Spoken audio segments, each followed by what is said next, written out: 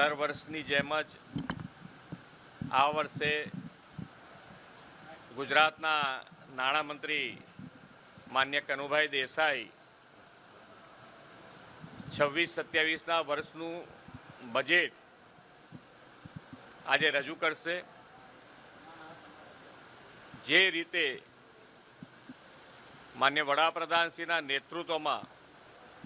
અત્યારે દેશ આગળ વધી રહ્યો છે અને વિકસિત ભારત તરફ આપણે આગળ વધવા માટે ગુજરાત પણ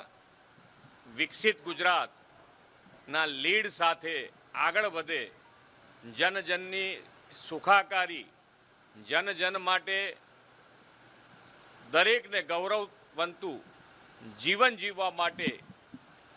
અને દરેકનો ખ્યાલ રાખીને છેવાડાના માણસનું ધ્યાન રાખી અને માન્ય કનુભાઈએ, હું વિશ્વાસ છે મને કે કનુભાઈ ખૂબ સારી રીતે જન સુખાકારીનું ધ્યાનમાં રાખીને આ બજેટ રજૂ કરશે અને વિકસિત ભારત માટે વિકસિત ગુજરાતને પણ પ્રોત્સાહિત કરતું, એને આગળ લઈ જતું બજેટ, એનો વધુ ને વધુ મજબૂત પાયો કરતું બજેટ હશે।